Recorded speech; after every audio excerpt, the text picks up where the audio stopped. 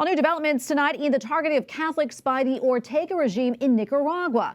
After closing down a Jesuit-run university earlier this month, the government has given the school a new name. The school is now called the Casimir Sotolo Montenegro National University after an assassinated Sandinista student leader. The move follows the expulsion earlier this week of a group of Jesuits from their house near the school. The government says the Catholic university was housing terrorists, a claim the school strongly denies. This comes as Bishop Rolando Alvarez remains in prison on charges of treason. We go now to Jason Poblete, president of the Global Liberty Alliance and an expert on Central and South America. Jason, great to be with you tonight.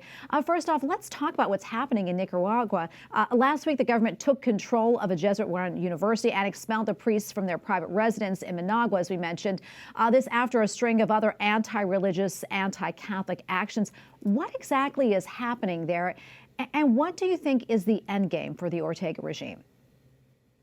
Well, thanks for having us. And in your lead-in piece, you were talking about India. It reminds me of the missionaries of charity, and the Ortega Murillo regime threw out the missionaries of charity. So I should tell you something about the tone of what's happening in Nicaragua. And it's not new. This is a systematic attack, I believe, on the Catholic Church in a country that's majority Catholic.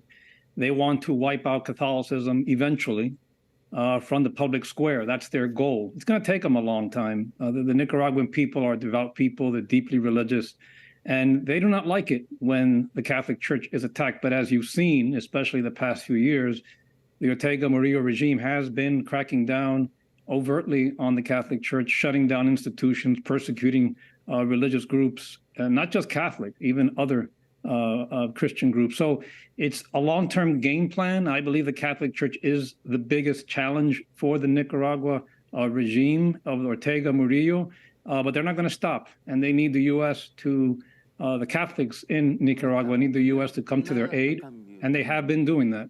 Yeah, and as you know, this week the State Department put visa restrictions on 100 top Nicaraguan officials. Jason, I want to get your thoughts on that. And what else would you like to see the U.S. and its allies do here in this situation? Well, sanctions are just part of the policy. I think sanctions are something that we're using, maybe not as effectively as we should.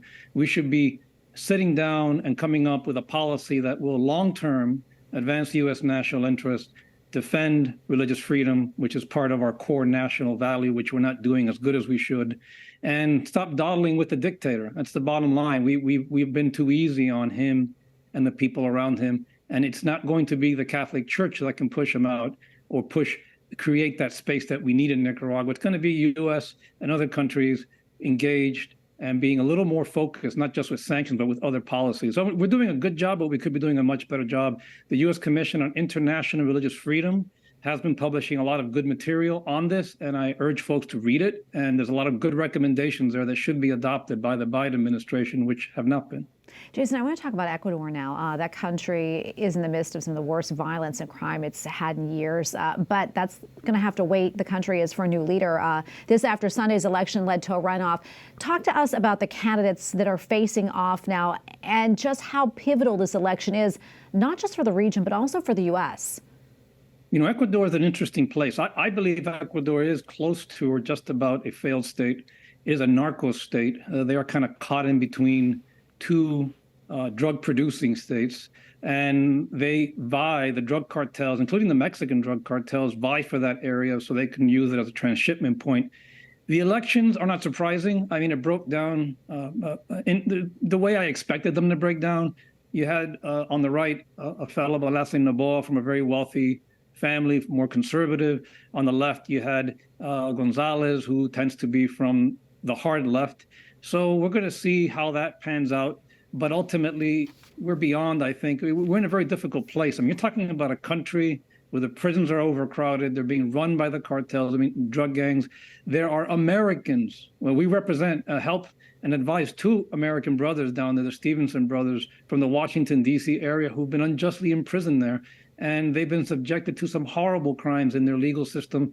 Nobody seems to focus on it, not even the U.S. government. So we have a lot of challenges there. We have to start focusing a little more, frankly, because we have China meddling in that part of the world. And it is a transshipment point. It has classically been a drug transshipment point. And there are a lot of U.S. national interests down there. These elections are going to be very important. I'm very concerned who's going to win them. But even if the side that I want to win wins, it's going to be a long, drawn-out process because, again, the country is a narco state, and I believe it's getting close to becoming a failed state. And we're going to have to be a little more proactive than we have been in the hemisphere, including beyond Ecuador, by the way. We have other countries that we got to start focusing on also. Yeah, absolutely. And so much more we can talk about. Unfortunately, we're out of time. Jason, great to be with you. Appreciate it. Thanks for having me.